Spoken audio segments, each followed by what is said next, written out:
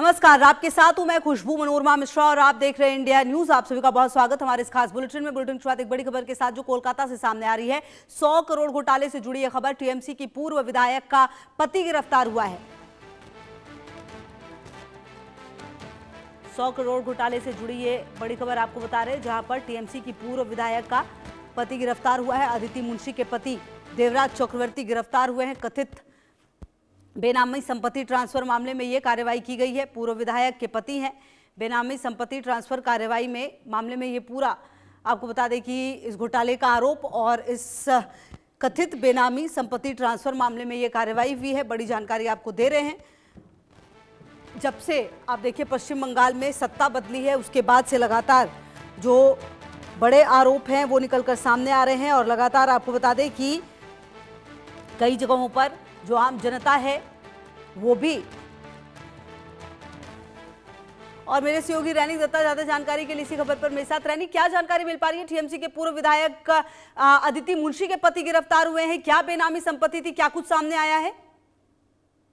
देखिए, जो आरोप था देवराज चक्रवर्ती के खिलाफ में वो था कि देवराज चक्रवर्ती खुद का बहुत सारे ऐसे प्रॉपर्टी उनके बेनामी नाम पे था, जो वो खुद का जो संपत्ति वो परिवार के नाम पे कर दिए थे और परिवार के नाम पे करके ये संपत्ति को छुपाने का कोशिश कर रहे थे। और 100 करोड़ के ऊपर ये संपत्ति का परिमाण यही कहा जा रहा है। सिर्फ यही नहीं, 2021 साल से लेकर 2026 ये 5 साल के अंदर ही ये 100 करोड़ के ऊपर संपत्ति जो है वो उनका हुआ था और बेनामी संपत्ति जो है वो उनका था, ऐसा ही उनके खिलाफ में आरोप था। और ये आरोप को देखते हुए इसके पहले भी देवराज चक्रवर्ती को पूछताछ के लिए बुलाया गया था। उसके बाद ही अदिति मुंशी जो कि पूर्व विधायक रह चुके हैं तृणमूल कांग्रेस का, उनके तरफ से कोलकाता हाईकोर्ट में वो अपील किए थे कि उनका एक छोटा बच्चा है और इसी वजह से छोटे बच्चों को देखते हुए अदिति मुंशी को छुटकारा दिया जाए, उनको रक्षा कवच दिया जाए,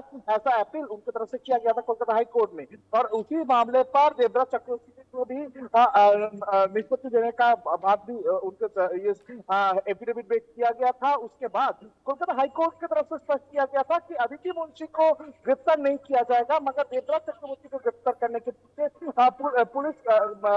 पुलिस के ऊपर कोई रोक कोलकाता हाईकोर्ट नहीं देंगे। उसके बाद ही एकदम देवराज चक्रवर्ती को उसके बाद भी बुलाया गया था। उसके बाद भी देवराज चक्रवर्ती नहीं मिले थे। उसके बाद ही ज्वाइंट ऑपरेशन आज पुलिस की तरफ से किया गया।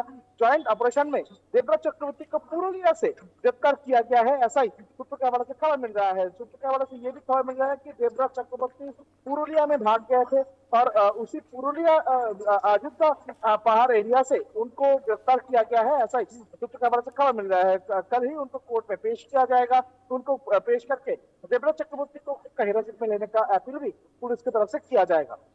बिल्कुल। और रैनी, कुल मिलाकर देखा जाए तो जब से सत्ता परिवर्तन हुआ है तब से एक एक जो तस्वीर है वो धीरे धीरे साफ हो रही है और ये तय है रैनी कि ये अब रुकेगा नहीं। आने वाले समय में ऐसे और कई मामले सामने आएंगे, क्योंकि ये जो बेनामी संपत्तियां हैं, जिस तरीके से मदरसों के नाम पर और भी कई चीजों के नाम पर पैसे की उगाही की गई है पिछले कुछ 15 सालों में, अब वो सारा हिसाब किताब आम जनता के बीच में आने वाला है। एकदम ही देखिए, देवराज चक्रवर्ती के नाम पे इसके पहले भी बहुत सारा आरोप था। 2021 साल से लेकर 2026 के बीच में देवराज चक्रवर्ती के नाम पे बेनामी संपत्ति जिस तरीके से आरोप था, उसी तरीके से पोस्टपोल वायलेंस के मामले पर भी उनका आरोप था। इसके अलावा विधाननगर म्यूनिसिपल कॉर्पोरेशन का काउंसिलर था ये देवराज चक्रवर्ती और उनको ब्यूरो चेयरमैन भी किया गया था। तो देवराज चक्रवर्ती के खिलाफ में इसके पहले भी आरोप था कि सरकारी जो संपत्ति है वो सरकारी संपत्ति को हड़प लेना, संपत्ति को लेकर दुष्कर्म करना, इस तरीके का आरोप भी देवराज चक्रवर्ती के ऊपर लगा हुआ था। देवराज चक्रवर्ती के ऊपर ये भी आरोप था कि सरकारी सुविधा लोगों को दिलाने का विनिमय में वो पैसा भी दावा करते थे, एक्सटॉर्शन करते थे। ये मामले भी उनके ऊपर था।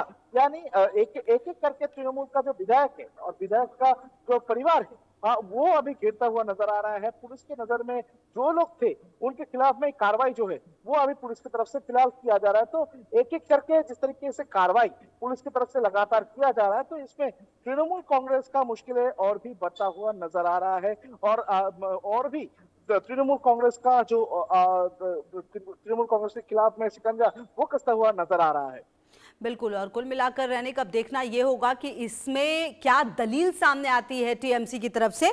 बहुत शुक्रिया आपका इन तमाम जानकारियों के लिए, लगातार रहेगी नजर।